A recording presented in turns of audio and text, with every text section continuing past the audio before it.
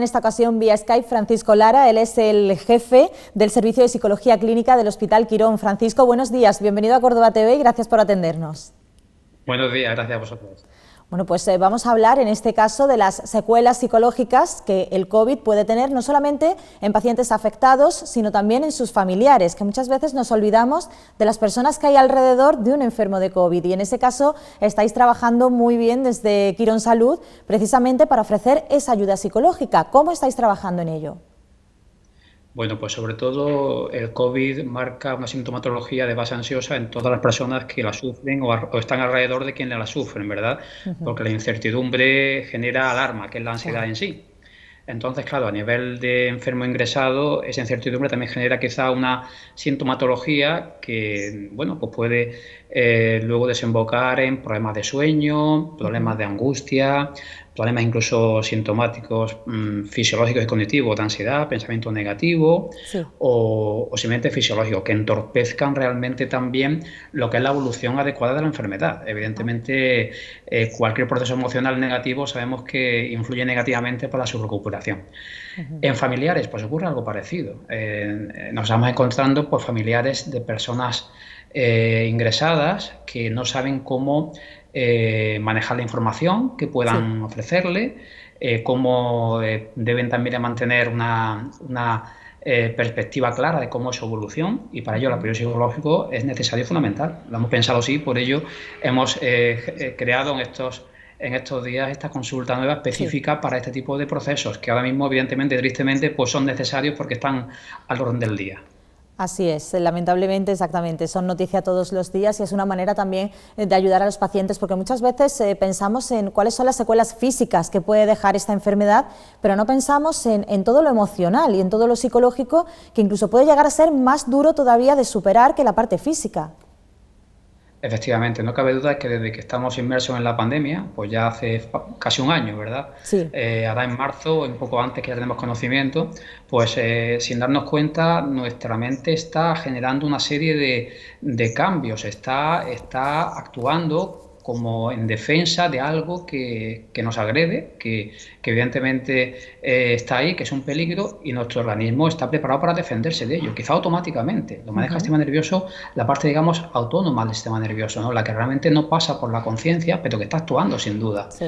Y esta actuación genera esa alarma, que es la ansiedad, y el miedo, incluso a veces, bueno, que en cierta medida son adecuados, nos hacen adaptarnos a la situación, pero no debe ser limitativo nunca. Si así lo fuere, evidentemente ya tenemos el problema. Si el miedo al contagio, por ejemplo, pues Sí. nos limita para llevar a cabo una vida normal, que debemos de a toda costa intentar mantener, insisto, con los cuidados necesarios, lógicamente, que hay que seguir, Por digamos, supuesto. teniendo presentes cada día.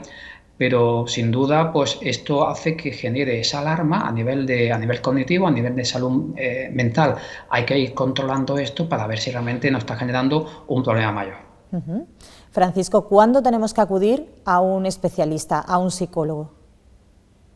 Bueno, pues yo creo, hablando de esa limitación, cuando realmente nos demos cuenta de que ya hay pensamientos rumiantes, pensamientos obsesivos, que nos Sí. generan quizá un comportamiento que contrasta quizá con el entorno en el cual nos encontramos, desarrollamos, ¿no? Se nos da en consulta, por ejemplo, en el hospital estamos viendo casos de, por ejemplo, parejas Sí. donde su forma de cuidado es muy diferente en cada uno de sus miembros, y esto genera incluso conflictos de estrés entre ellos, ¿no? Personas, por ejemplo, donde la pareja pretende salir a la calle o exponerse más, siempre que no hablemos de cosas extremas, ¿no? Pero sí que Sí. quizá la otra parte no está de acuerdo y genera conflicto de pareja. También es cierto que a veces está afectando a la relación de pareja este tipo de comportamientos. ¿Y somos conscientes de que eso es lo que puede provocar esta serie de problemas? ¿Somos conscientes de que todo viene de la situación que estamos viviendo absolutamente todos en este momento? Pues yo creo que no, quizá como siempre se nos olvida cuidarnos emocionalmente. El cuidado Cierto. emocional creo que es algo que no tenemos presentes. Físicamente sabemos que cuando hay dolor, porque nos hacemos daño en un lugar del cuerpo cualquiera, el dolor ese nos hace preservarnos de seguir exponiéndonos al daño, ¿verdad? Pero a nivel emocional quizá no estamos tan instruidos en ello y no lo tenemos tan presente. Posiblemente yo a la ansiedad le llamo el dolor emocional. Realmente es el daño que nos hace que nos generan situaciones concretas de la vida cotidiana, Sí. situaciones de estrés, relaciones tóxicas con personas a las que nos seguimos exponiendo sin ser conscientes de cómo esto nos está afectando, ¿verdad? Entonces, la respuesta a lo que me pregunta quizás es que no estamos Sí. preparados, no estamos quizá pues suficientemente preparados para defendernos de lo que nos hace daño emocional. Al final genera ansiedad y luego también posiblemente se puede ver afectado el estado de ánimo. Sí. Quizás ya cuando nos vemos limitados, cuando ya acudimos al profesional. Tristemente es así, quizá habría que aprender a buscar ayuda antes, Sí. evitaríamos consecuencias más complejas luego de evolucionar. Y en lo referente a los pacientes de COVID, los que ya han pasado la enfermedad pero siguen teniendo ese daño emocional, ¿cómo se les puede ayudar psicológicamente hablando? ¿Cuál es la labor del profesional y cómo se les guía para que vuelvan a tener una vida lo más normal posible? Porque ha comentado usted que hay una serie de síntomas que siguen estando después de haber pasado la enfermedad. Es decir, uno ya puede dar negativo en COVID, pero sin embargo la parte emocional sigue estando afectada. Sí, es cierto que la COVID genera, digamos, un bajón importante a nivel emocional, igual que Sí. físico, ¿verdad? A nivel emocional, pues también sigue generando miedos, miedo a una, digamos, reinfección, miedo a cómo esto ha afectado a mi vida y realmente hay otro tipo de daños que estadísticamente aún no hay datos concluyentes, pero que sí están ahí al orden del día. Son datos neuropsicológicos. Nuestro equipo también del Hospital de Neuropsicología, pues también hacemos referencia a ello, a pacientes que a lo mejor se han visto limitados incluso en la verbalización, en los movimientos voluntarios, el caminar, en el lenguaje, daños cognitivos, en memoria, atención, concentración, que también mediante un trabajo especializado por nuestros neuropsicólogos de nuestro equipo, pues también pueden ver un avance importante porque sí está también viéndose en la evolución Sí. que está teniendo la enfermedad y el desconocimiento general que todavía tenemos evidentemente de muchas cosas en cuanto a lo que rodea la COVID, que sí es con la ayuda profesional especializada, digamos que la sintomatología posterior al COVID en este tipo de casos pues se ve muy mejorada y avanza mucho más rápidamente hacia la normalidad. ¿Se trabaja igual con un paciente ingresado que con un paciente que ya está en su casa? Bueno, el trabajo es diferente, evidentemente, por la limitación en sí del Sí. ingreso. Como sabemos, son enfermos que están hospitalizados con unas exigencias de cuidado y unos protocolos establecidos muy intensos. El trabajo con ellos lo dificulta sobre todo esa situación, ¿verdad? Que Sí. ya, evidentemente, pues estamos buscando la forma también por videollamada. El hospital también ha puesto en marcha un servicio de consulta por videollamada que está funcionando muy bien y que en este caso concreto es muy importante, ¿verdad? Los tratamientos serán diferentes. Como decía al Sí. principio, la necesidad de atención de un paciente ingresado, un paciente que ha pasado la enfermedad, son diferentes. El abordaje quizás siempre pasa porque la base de la, digamos, la afectación emocional pues es la ansiedad, esa alarma, ese Sí. miedo.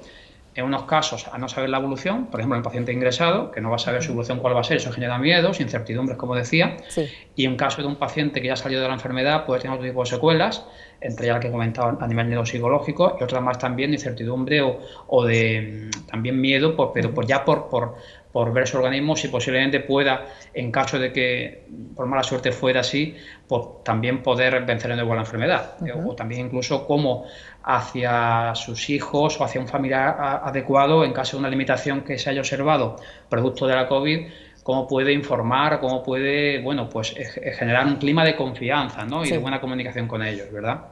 Hay que lanzar el mensaje de que se sale, por supuesto, de la enfermedad en todos los aspectos, en el psicológico también, ¿no? Porque cuando uno tiene un problema psicológico, ya sea derivado del COVID o de cualquier otra situación, parece que no hay luz al final del túnel y, sin embargo, sí que la hay. De ahí la importancia, en este caso, de los profesionales como usted, que sepan guiarnos y que sepan hacernos ver que al final, pues, que todo termina pasando.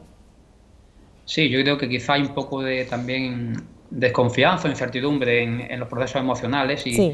y quizás se asocia a difícil evolución y un pronóstico quizá más negativo de lo que realmente es. Yo creo, desde mi experiencia clínica, estoy convencido de que un problema emocional, psicológico, que tenga un buen tratamiento por un especialista que aborde el tema desde un principio de forma adecuada y marque una línea de trabajo y de actuación evidentemente basada en lo que a nivel clínico ya sabemos, basándonos en la evidencia, que es adecuado, puede tener mucha mejoría y creo que hay que vencer ese tópico y confiar en que los tratamientos psicoterapéuticos generan mejoría, evidentemente, en los pacientes. Además, aquí estamos hablando de psicología y de neuropsicología, que en este caso van de la mano.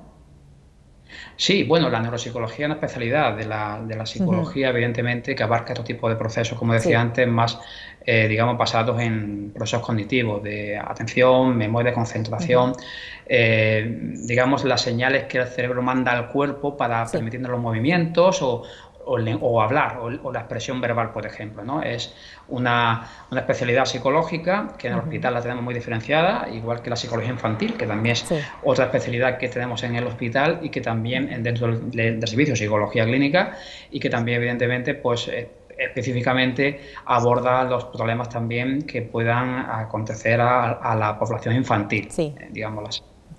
Con eso nos vamos a quedar. Muchísimas gracias, Francisco, por haber estado esta mañana con nosotros y por habernos atendido. Muy interesante todo lo que nos ha contado. Gracias, de verdad. Muchas gracias a ustedes. Buenas tardes.